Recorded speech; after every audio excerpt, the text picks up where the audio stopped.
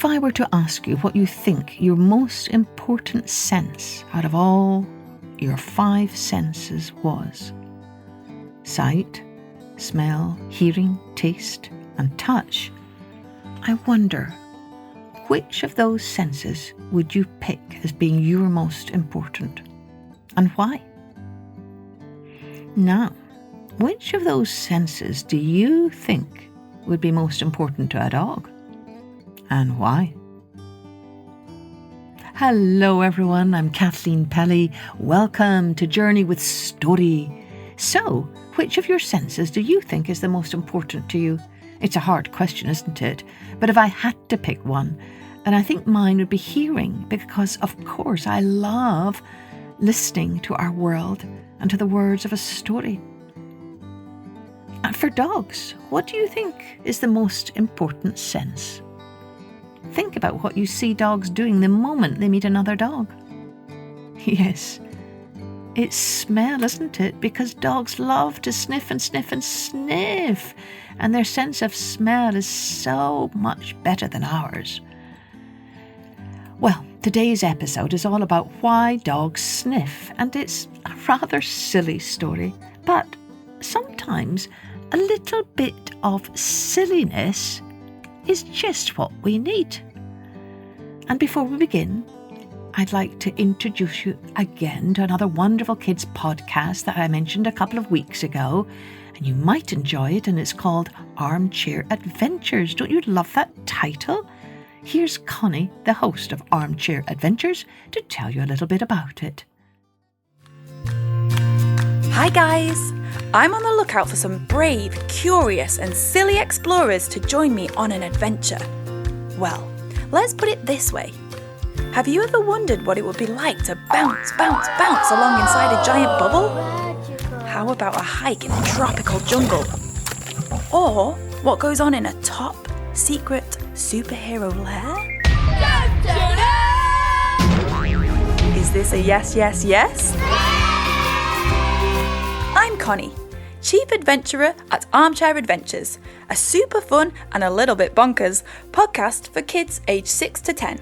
Each episode is a brand new adventure, and you're invited. What makes it super special is that I've jam-packed it full of sing and move-along fun. You can listen wherever you get your podcasts. Where will your next armchair adventure take you? You can find all the details in our episode notes, so be sure to check there for all you need to know about Armchair Adventures podcast. Now, let's take a journey with why dogs sniff. Once upon a time, the dogs gave a dinner party. All the dogs were invited, and all the dogs accepted the invitation. There were big dogs and little dogs and middle-sized dogs. There were black dogs and white dogs and brown dogs and grey dogs and yellow dogs and spotted dogs. There were dogs with long tails and dogs with short tails and dogs with no tails at all. There were dogs with little sharp pointed ears and dogs with big flat drooping ears. There were dogs with long slender noses and dogs with short fat turn-up noses. All these dogs came to the party. Now, the dinner was a most elaborate affair. Everything had been arranged with the utmost care. All the good things to eat were spread out upon the rocks by the sea. A merry, sparkling little brook brought water to drink. The sun was shining brightly, and a soft, gentle little breeze was blowing. Everything seemed absolutely perfect. But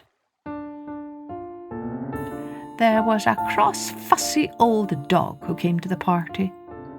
She was a yellow dog, they say. Nothing ever suited her. Whenever she went to the party, she always found fault with something. Sometimes there was too little to eat, and sometimes there was too much. Sometimes the hot things were not hot enough, and sometimes the cold things were not cold enough. Sometimes the hot things were so hot they burned her mouth, and the cold things so cold that they gave her indigestion. There was always something wrong. At this party, however, there was not too much to eat, and there was not too little to eat. The hot things were all just hot enough, and the cold things were all just cold enough.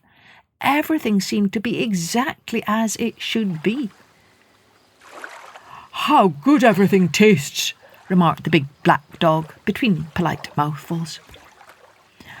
"Everything is seasoned exactly right," added the black and white spotted dog between mouthfuls which were entirely too large to be polite. That was an unfortunate remark.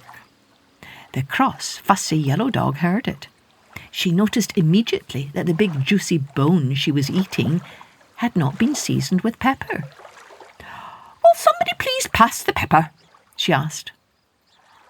All the black dogs and white dogs and brown dogs and yellow dogs and grey dogs and spotted dogs fell over each other trying to find the pepper to pass. There was not a single bit of pepper at that dinner party. "I can't eat a mouthful until I have some pepper," whined the yellow dog. "I'll go into the city and get some pepper," said one of the dogs. Nobody ever knew which dog it was.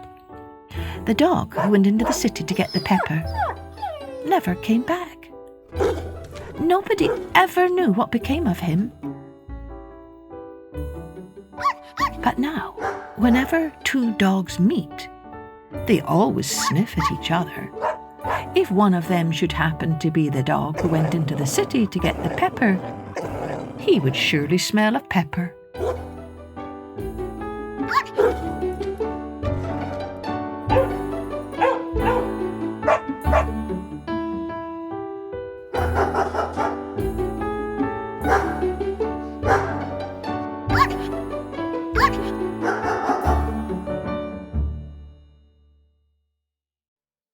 Well, that was a silly story, wasn't it? But I bet you'll remember it the next time you see two dogs sniffing each other. And it could be a good exercise for all of you who like to write. You could make up your own story about why dogs sniff. That could be a lot of fun. Cheerio then. Join me next time for Journey with Story.